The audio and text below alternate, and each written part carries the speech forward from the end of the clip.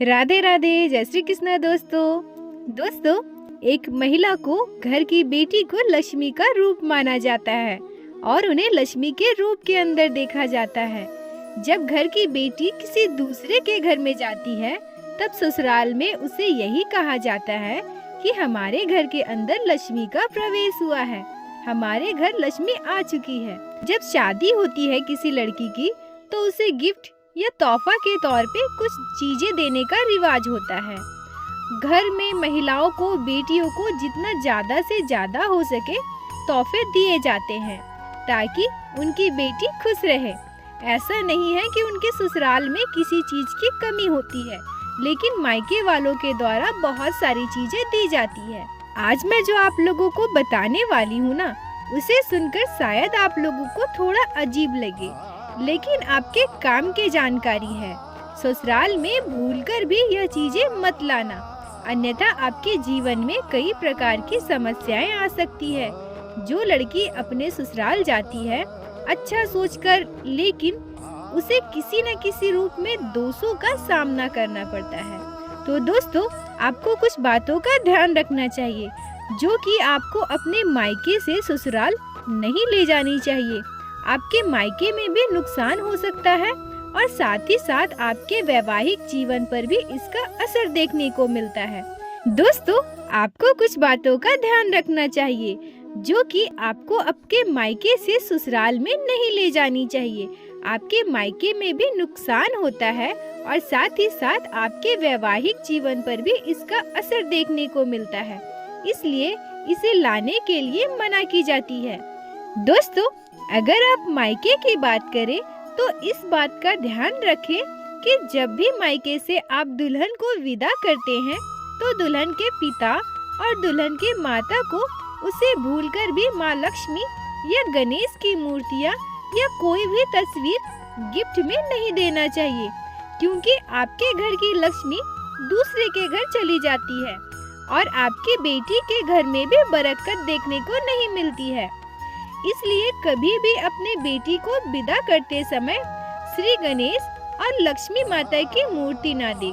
दूसरी चीज की अगर बात करें तो महिलाओं को इस बात का जरूर ध्यान रखना चाहिए कि मंगलसूत्र चाहे बड़ा हो या छोटा हो, कभी भी अपने मायके से नहीं लेकर जाना चाहिए। मंगलसूत्र हमेशा पति की तरफ से आता है, पति का अनमोल गिफ्ट होता है, एक रक्षा सूत्र माना जाता है, इसे विवाह का सूत्र माना जाता है। इसलिए मंगलसूत्र भूलकर भी मायके से नहीं लेकर जाना चाहिए, बल्कि हमेशा ससुराल से ही मंगलसूत्र आता है। इस बात का जरूर ध्यान रखना चाहिए और ससुराल का ही मंगलसूत्र आपको धारण करना चाहिए। साथ ही बेटी को अपने साथ गणेश जी की मूर्ति या तस्वीर लेकर नहीं जाना चाहिए। दोस्तों, जब विवाह करते हैं तो भगवान श्री गणेश जी को याद करते हैं, विघ्नहर्ता को याद करते हैं और श्री गणेश जी को याद करके सारे कार्यों की शुरुआत करते हैं।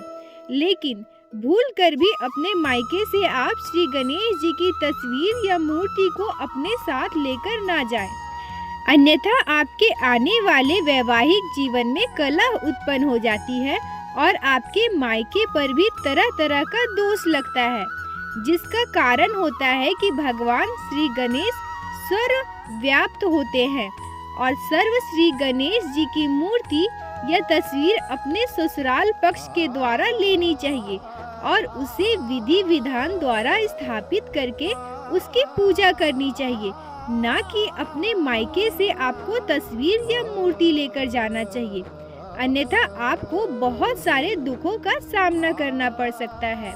दोस्तों, इस बात का भी विशेष ध्यान रखें कि जब भी बेटी अपने मायके से ससुराल विदा होकर जाती है, अपने साथ सुनहरी मीठी कड़वी जो भी यादें होती है अपने साथ लेकर जाती है। उस यादों के सहारे वो अपना जीवन गुजारती है। लेकिन जब दोस्तों कोई भी कन्या का विवाह का फेरे होता है, तब से उसी समय से अपने ससुराल के बारे में, अपने भविष्य के बारे में, आगे के बारे में सोचना चाहिए। अगर ऐसी महिलाएं, ऐसी लड़कियां जो अपने मायके के बातें अपने ससुराल में लेकर दुखी रहती है या अपने ससुराल की बातें अपने मायके में शेयर करती है तो उसका गृहस्थ जीवन कभी भी अच्छा नहीं चलता। कई प्रकार के दोष उत्पन्न हो जाते हैं और देखते ही देखते हो ना हो वो बहुत सारी कंगाली का भी सामना करना पड़ता है।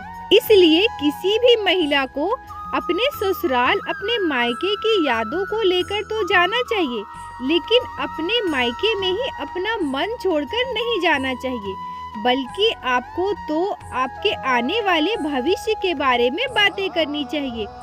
आपके आने वाले भविष्य के बारे में सोचना चाहिए ताकि आपके जीवन के अंदर धन का आगमन हो और ससुराल में भी अच्छी चीजें देखने को मिले।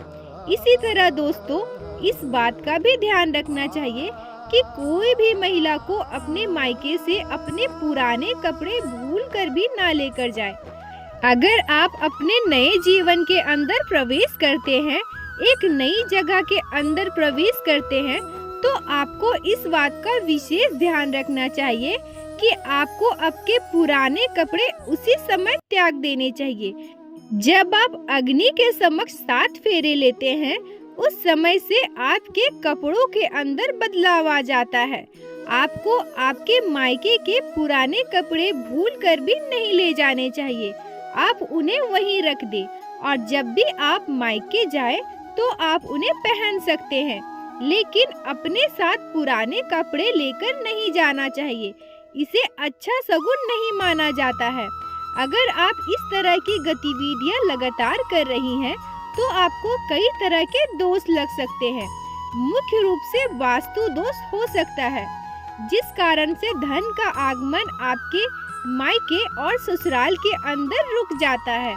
इसलिए आपको इस बात का ध्यान रखना चाहिए। इसी तरह दोस्तों, किसी भी महिला को, उसकी सहेली हो, उसकी भाभी हो, उसकी ननद हो या कोई भी हो, किसी को भी अपने उपयोग किए हुए वो चीजें जो आपकी सुहाग की निशानी हो, ना तो देनी चाहिए, ना ही किसी से लेनी चाहिए।